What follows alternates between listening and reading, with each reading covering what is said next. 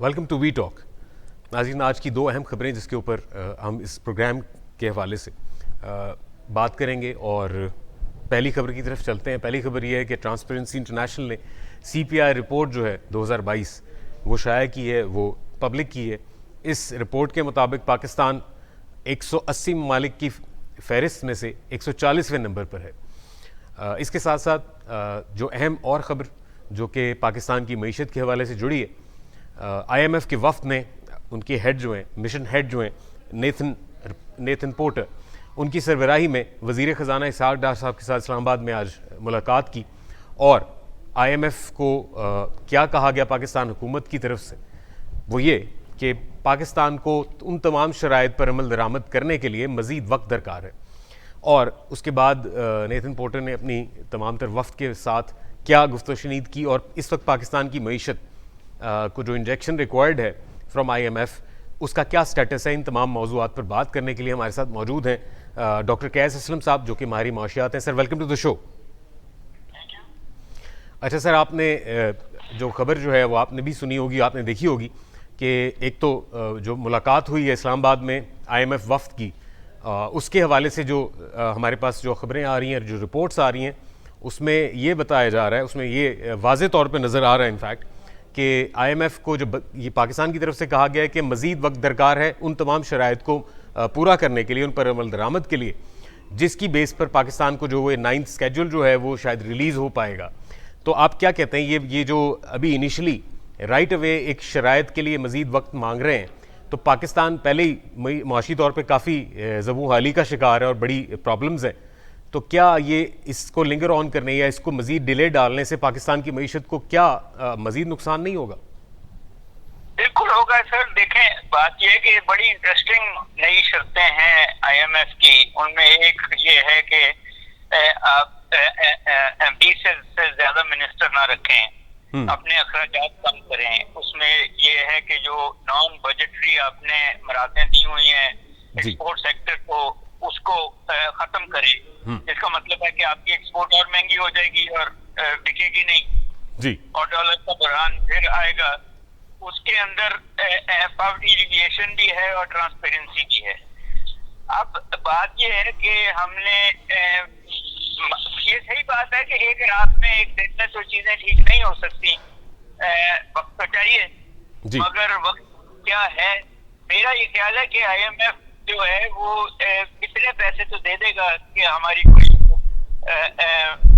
Rescheduling है वो हो जाए जी, मगर वो टोटल हम मांग रहे हैं 7 बिलियन, वो शायद इलेक्टेड गवर्नमेंट को ही दे। बाकी ये जो आपका सवाल है कि मईशत ठीक हो जाएगी, मईशत के तो फंडामेंटल ठीक नहीं है ना।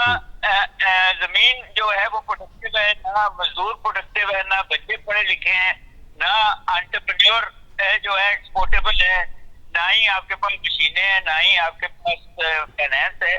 तो मईशत का ठीक होना तो रिस्ट्रक्चरिंग है आपकी ब्यूरोक्रेसी की, आपकी लॉ एंड ऑर्डर की, कई चीजें जो शायद ये गवर्नमेंट नहीं कर सकती।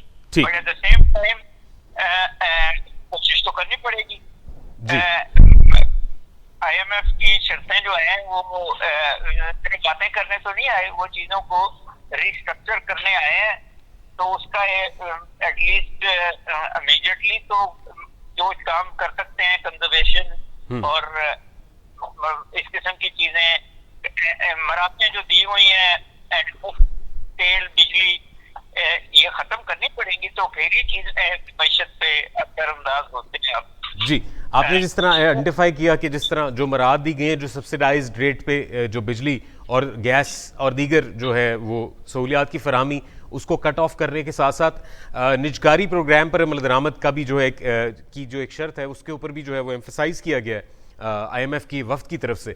तो आप क्या समझते हैं इस वक्त जो मईशत का हाल है, ख़ास तौर पे जब उस मईशत को अगर हम मद्देनज़र रखें, जो इस वक्त इंडस्ट्री का हाल है, अगर हम प्राइवेटाइजेशन की बात करें, अगर हम बात करें कि प्राइवेट सेक्टर को मज़ीद जो है उनको फैसिलिटेट करने की बात करें, तो हुकूमत के पास तो ज़राए मौजूद नहीं है सर। तो आप क्या समझते हैं कैसे ये पॉसिबल होगा? देखिए, बात यह है कि इसको हम अंग्रेजी में कहते हैं between the devil and the deep blue sea, कि कहीं ना कहीं तो आपको ट्रेड ऑफ करना पड़ेगा।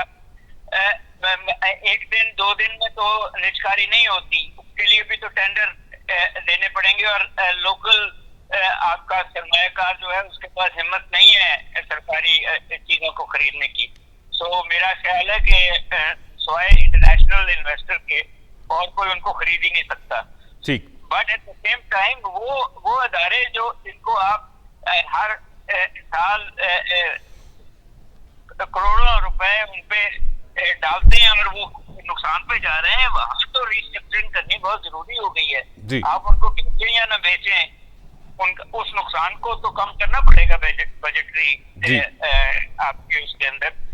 आपके वो लिस्ट को आपको देनी पड़ेगी कि ये अदारे हैं जो हम अब निष्कारी करना चाहते हैं। आप अपने एयरपोर्ट्स को मेरा ख्याल है कि आपने कर दी है, आपने अब मोटरवे कर दी है लीज, तो और बहुत सारी चीजें IMF की सर इसके साथ साथ करनी पड़ेगी।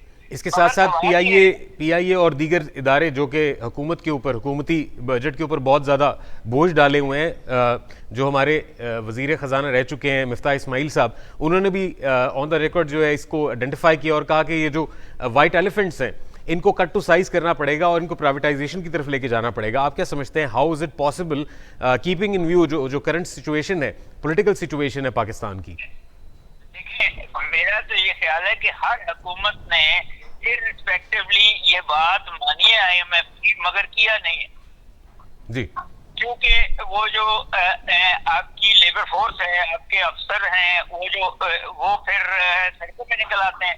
सो एक तरफ आपके पॉलिटिकल प्रेशर है, दूसरी तरफ IMF का प्रेशर है। सो कहीं ना कहीं रिस्ट्रक्चरिंग तो करनी पड़ेगी आपको। इतनी बड़ी हुकूमतें रख के, इतने सफेद हाथी रख के टैक्स पेयर पे बोझ तो नहीं डाला जा सकता।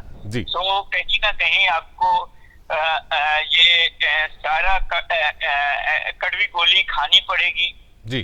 किस तरीके से अब पिन पॉइंट किसको करना है।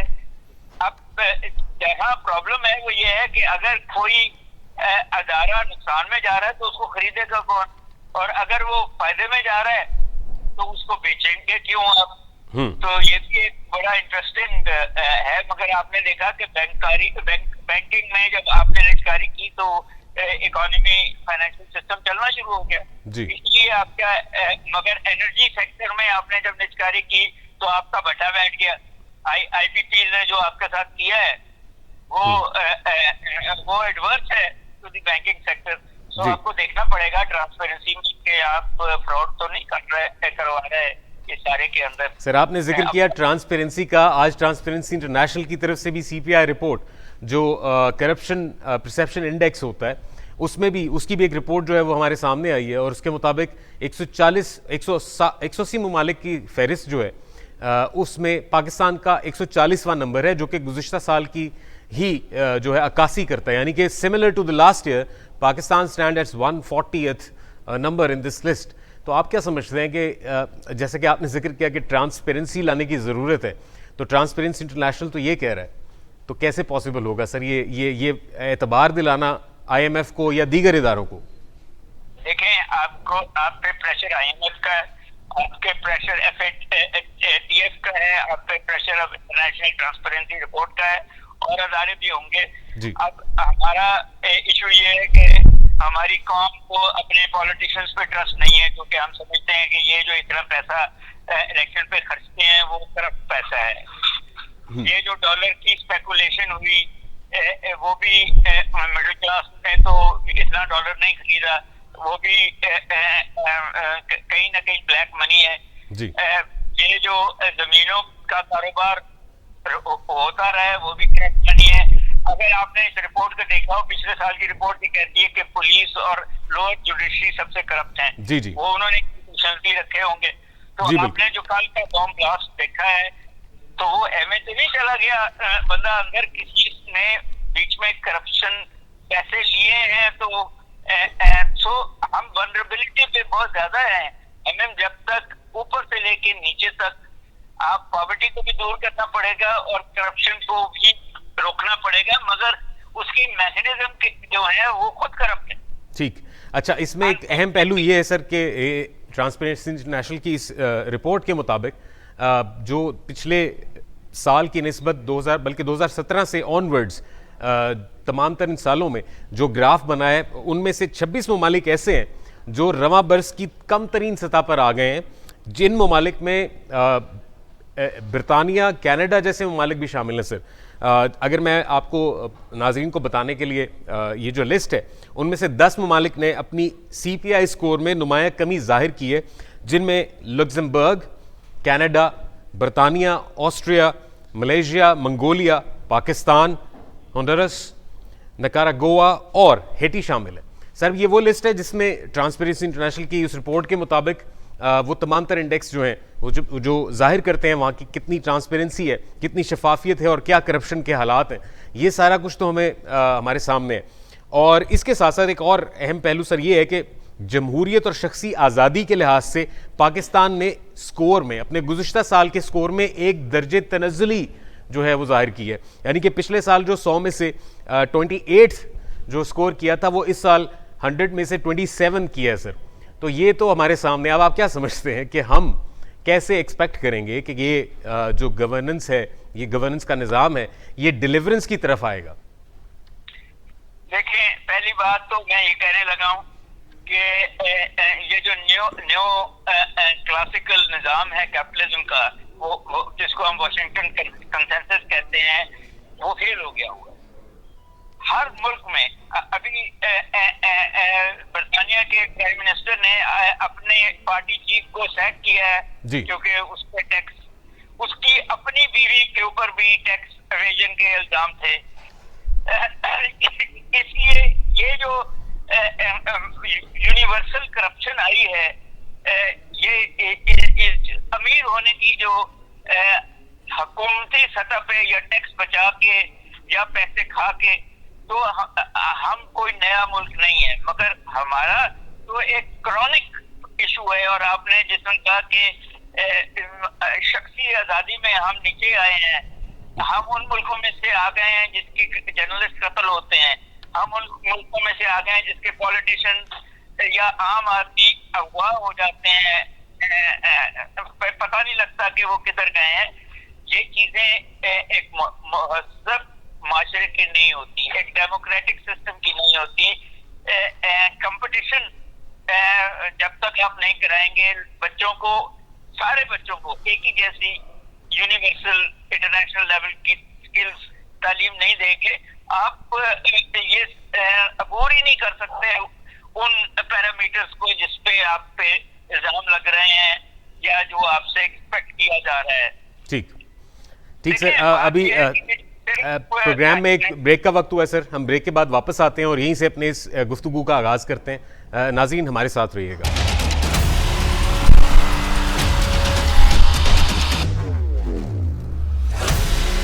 Welcome back.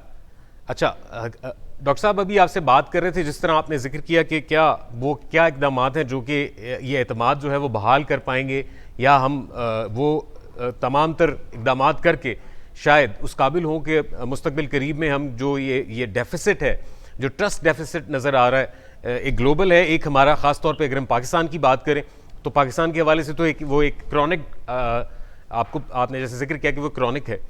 तो क्या आप समझते हैं कि क्या वो मेजर्स हैं जो लिए जा सकते हैं या फौरी तौर पे लिए जाने चाहिए, जिनमें आपने जैसे बताया कि एजुकेशन और वो ट्रेनिंग या वो एंटरप्रेन्योरल जो रिक्वायरमेंट्स हैं जिसके हवाले से आपने जिक्र किया, उसके साथ साथ क्या ऐसी अहम इकदाम हैं जो फौरी तौर पर करने चाहिए हुकूमत को? पहली बात तो मेरा ये ख्याल है कि बहुत बड़ी हुकूमतें हैं, 7 हुकूमतें हैं और बहुत बड़ी हैं और डिलीवरेंस बहुत कम है, तो इनको कट टू साइज करना चाहिए। इनको एक ऐसा अंदरूनी मैकेनिज्म बनाना पड़ेगा जिसके अंदर जो लोग सर्विस डिलीवर लोगों को करते हैं उनकी प्रमोशंस करें, और जो लोग सर्विस डिलीवर नहीं करते और टैक्स को खा जाते हैं उनको फारिग करना पड़ेगा इनको। दूसरा ये है, मेरा अपना ख्याल है कि इलेक्शन करना बहुत जरूरी है, क्योंकि इंटरनेशनल कम्युनिटी जो है वो वोट को बहुत इज्जत देती है। तो इलेक्शन के साथ जो नई हुकूमत 5 साल की आएगी उसकी ट्रस्ट ज्यादा होगा इनसे जो है। बाकी तो इकोनॉमिक रिफॉर्म्स हैं, जुडिशल रिफॉर्म्स हैं जो करनी बहुत जरूरी है, मगर मैं जब तक इस मुल्क के बच्चों को जो 24 मिलियन स्कूलों से बाहर हैं तो कोई स्किल्स दें, उनको इंडस्ट्रियल जो है जॉब्स की तरफ माइल करें, तो फिर तीसरी बात मेरा ख्याल है कि अब इंटरनेशनल कम्युनिटी से आप एड के बजाय ट्रेड और इन्वेस्टमेंट मांगे। जी, आप ये कहें कि प्राइवेट सेक्टर कर्जा ले सकता है, गवर्नमेंट कर्जा नहीं ले सकती, फिर ही आपकी इकोनॉमी उस लेवल पे जाएगी जिस लेवल पे आप चाहते हैं। ठीक। अच्छा सर, एक और अहम पहलू है जिसकी तरफ हम चाहेंगे कि हम गुफ्तगू को जो है लेकर जाएं। इस IMF के हवाले से जो सारी की सारी जो मामला चल रहे हैं, जो गुज़िश्ता कई माह से जिसके ऊपर जो है बहुत सारी हम डिस्कशंस भी कर चुके हैं, इस दौरान एक और आज की खबर है कि IMF ने ही हमारे हमसाया मुल्क बांग्लादेश को $4.7 बिलियन का जो कर्जा जो उसने मांग रखा था वो उन्होंने मंजूर कर लिया है। और अहम खबर ये और भी है कि उसके अलावा बांग्लादेश को जो IMF की तरफ से एक और 1 अरब 40 करोड़ रुपए की जो है वो ग्रांट मिलेगी, जो इस वक्त जो ग्लोबल वार्मिंग यानी कि जो मौसमियाती तब्दीली के हवाले से जो चैलेंजेस हैं उनका सामना करने के लिए, और बांग्लादेश पहला एशियाई मुल्क बन जाएगा टू गेट दैट ग्रांट। अब ये एक तरफ है, दूसरी तरफ हमारे जो वज़ीर ख़ारजा से लेकर हमारे वज़ीर आज़म, हमने देखा जैसे गुज़िश्ता कई माह उनकी जो एक्टिविटीज़ देखी हमने स्पेशली आफ्टर द फ्लड्स, और उसके बाद जो डेविस्टेशन हुई, मुल्क का 1/3 जो आबादी है उसके साथ वो अभी भी हम जानते हैं कि क्या इस वक्त सूरत हाल है। रिहेबिलिटेशन के प्लान्स जो हैं वो तो बता दिए गए हैं, लेकिन उसके लिए जो फंड्स रिक्वायर्ड हैं वो भी इनएडिक्वेट हैं। तो ये सूरत हाल भी हमारे सामने है, और पाकिस्तान के साथ साथ श्रीलंका ये उस क्यू में मौजूद हैं जिन्होंने ये फंड्स लेने की जो है वो एप्लीकेशंस दे रखी हैं। बल्कि इन दोनों के ऊपर जो है वो जो भी डेविस्टेशन आई, बांग्लादेश को जो है पहले सैंक्शन हो गई है। अब ये वो ट्रस्ट डेफिसिट ही है जो आप समझते हैं जिसकी वजह से जो वो एप्लीकेशन या वो तमाम प्रोसेस जो है, हालांकि वज़ीर ख़ारजा साहब ने भी जो है UN से लेकर दीगर और दोस्त ममालिक की जो कॉन्फ्रेंसेस हुई उनमें भी, और वज़ीर आज़म साहब भी उनके साथ मौजूद थे, अपना केस जो है बड़े बेहतर तरीके से डालने की कोशिश की, लेकिन वो सिर्फ बातें ही रह गई हैं। आप क्या समझते हैं उसकी क्या वजह रही है? देखिए, पहली बात तो ये पता होना चाहिए कि बांग्लादेश जो है उन ममालिक में से है जो ग्लोबल वार्मिंग के समुंदर के 1 इंच बढ़ने से डूबता है जी। तो वहाँ बहुत जरूरी था।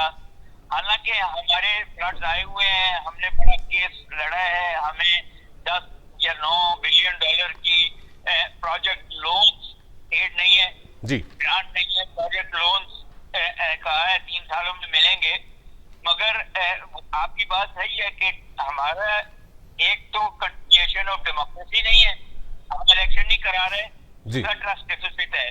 वो जो केसेस माफ करवाए हैं इस गवर्नमेंट ने नैब वाले तरमीम करके, मेरा ख्याल है कि दुनिया उसको कोई अच्छे नजर से तो नहीं देखता होगा। केसेस तो माफ हो गए, बट जिन्होंने पैसे देने हैं उनके लिए तो ये क्वेश्चन मार्क रहेगा कि जी जब पार्लियामेंटेरियंस या प्राइम मिनिस्टर या और दीगर उनके रिश्तेदार या केसेस माफ करवा लेते हैं तो हम जो पैसे देंगे तो उसका क्या बनेगा, और फिर साल वो भी माफ हो जाएंगे। इसलिए वो ट्रस्ट डेफिसिट तो होगा। जब तक आप वो जो रिहेबिलिटेशन प्रोग्राम्स नहीं शुरू करेंगे उन इलाकों में जहाँ फ्लड आया है,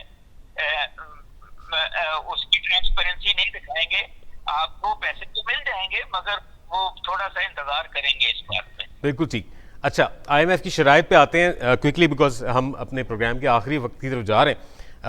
IMF के वफ्द के मुताबिक इस बजट में जो ऐलान करदा फैसलों के मुताबिक जो नया बजट जो आने वाला है, बजट डेफिसिट जो है जो उसको 4.9% तक रखने का वादा पूरा करने की भी एक शर्त मौजूद है।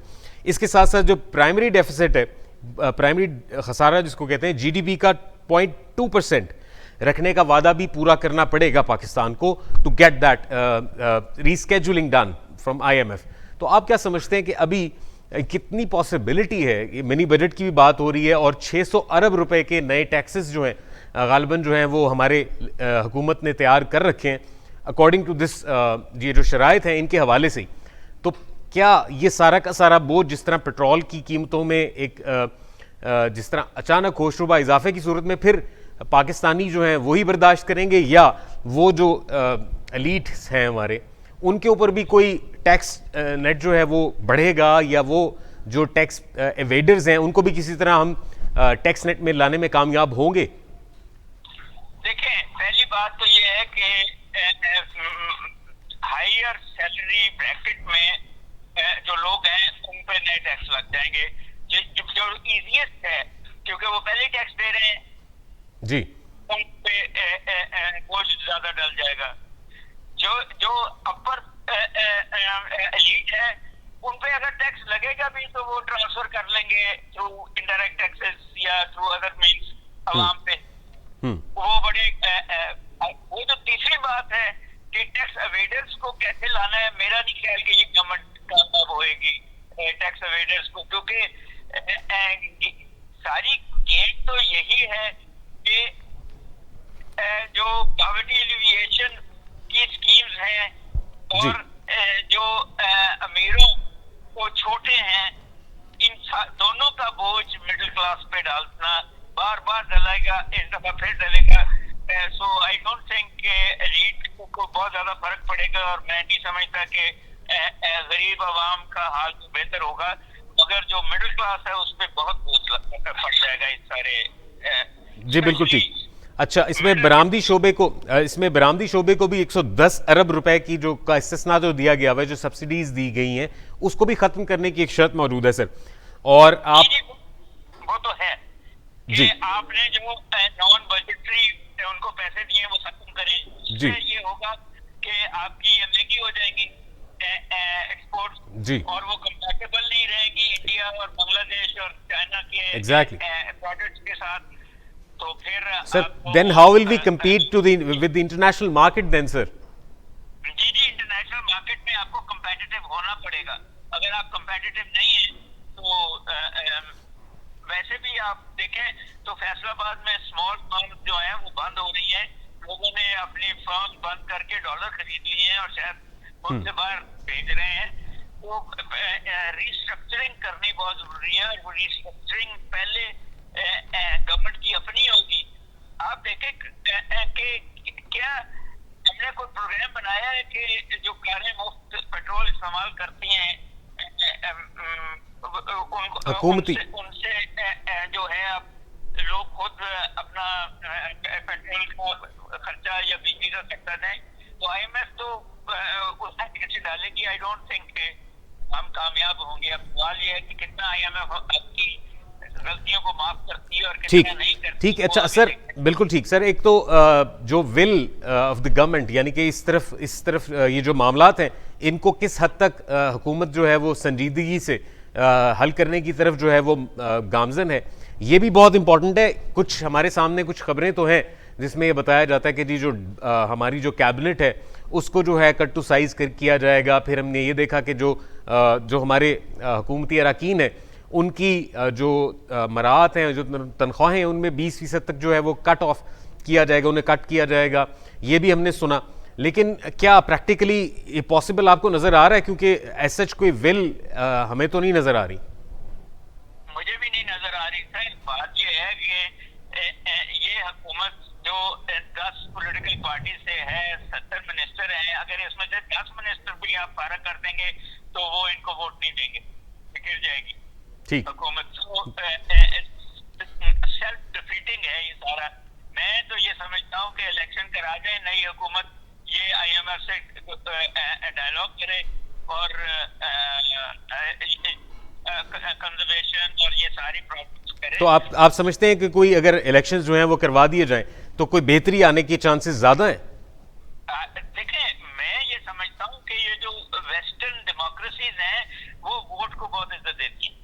ठीक, वो समझती हैं कि पीपल वोट जो है अल्टीमेटली उसी का रिप्रेजेंटेटिव, हालांकि ये भी इलेक्टेड है, मैं ये नहीं कह रहा, मगर टेल एंड पे है ना जी जी तो आई थिंक वो ज्यादा ट्रस्ट वर्दी होंगे जो इररिस्पेक्टिवली इलेक्शन के बाद आएंगे। इन द कॉन्टेक्स्ट से। दूसरा है कि 4-5 साल की हुकूमत जो है वो और किस्म की इकोनॉमिक पॉलिसी ला सकती है और किस्म की रिफॉर्म्स ला सकती है। 8 महीने की गवर्नमेंट कैसे रिफॉर्म ला सकती है? बिल्कुल ठीक है। Thank you so much sir for your time. नाज़रीन, हमारे प्रोग्राम का वक्त जो है अपने आखिरी मराहिल पे है। हमने कोशिश की कि क्या जो इस वक्त पाकिस्तान में जो वफ्द मौजूद है IMF का, नेथन पोर्टर की सरबराही में, जो कि यहाँ के हेड हैं इस इदारे के, उनकी तरफ से जो आज एक डिस्कशन हुई और एक डायलॉग किया गया बिटवीन द ट्रेजरी मिनिस्ट्री, इसहाक डार साहब की सरबराही में, वहाँ पे हमारा जो है वो मौजूद था एक वफ्द, और वहाँ पे से जो शराइत हमारे सामने आई उनका हमने जिक्र किया। हमने कोशिश की कि हम वो तमाम तर पहलू उनके ऊपर वो बात करें और वो इन्फॉर्मेशन आप तक पहुँचे। उसके साथ साथ जो ट्रांसपेरेंसी इंटरनेशनल की CPI report, corruption perception index report, उसके मुताबिक पाकिस्तान ने जो है अपनी जगह जो है वो टस से मस नहीं हुआ। ये ग्राफ जो है वो कहीं भी नहीं गया, वो वहीं खड़ा रहा। और अगर 10 साल की पाकिस्तान की ट्रांसपेरेंसी इंटरनेशनल की रिपोर्ट के मुताबिक अगर हम ग्राफ्स देखें, जो कि आप हमारी स्क्रीन पे भी देख सकते हैं, तो 2012 से लेके 2022 तक का जो ग्राफ है, 2012 से 2017 गालिबन 16-17 तक जो है वो ग्राफ में जो है वो बतदरीज जो है वो एक हमें इजाफा नज़र आता है, यानी कि बेहतरी नज़र आती है। और उसके बाद से एक ऐसा डिक्लाइन है जो कि इस साल तक जारी है। इन तमाम तर हालात के पेश नज़र, जहाँ पे मुआशी इस्तेहकाम और ख़ास तौर पे सियासी इस्तेहकाम, क्योंकि दोनों इंटर रिलेटेड हैं, बहुत ज़रूरी है कि ये हुकूमत जो है वो विल शो करे और वो ट्रस्ट डेफिसिट जो है जिसका हम जिक्र कर रहे थे अपने प्रोग्राम में, उसको किसी तरह ओवरकम किया जा सके। ये तमाम इदारे और ममालिक शायद माजी के तजर्बात की बुनियाद पर और पाकिस्तान पर और पाकिस्तान की हुकूमत पर जो है वो एतबार करने को अभी फ़िलहाल तैयार नहीं है। और ये शराइ जो मौजूद हैं वो सख्त हैं, लेकिन इनेविटेबल हैं। ये पाकिस्तान को, पाकिस्तान की मईशत को बेहतर करने के लिए या चलते रहने के लिए बहुत ज़रूरी है कि इस वक्त तमाम तर वो इक़दाम किए जाएँ जिससे इंटरनेशनल इदारों को और इंटरनेशनल कम्युनिटी को पाकिस्तान और पाकिस्तान की हुकूमत पर वो जो ट्रस्ट डेफिसिट है उसके गैप को, उसके गल्फ को कम किया जाए। और वो शायद हमारे जो हमारे मोअज़्ज़ज़ मेहमान हैं कैस असलम साहब, उनके मुताबिक अगर ये जल्द से जल्द जो है इलेक्शंस करा दिए जाएँ तो शायद आइंदा जो इलेक्टेड गवर्नमेंट हो वो इस ट्रस्ट डेफिसिट को किसी तौर पे कम कर सके। अगले प्रोग्राम तक के लिए हमें इजाज़त दीजिए। अल्लाह हाफ़िज़।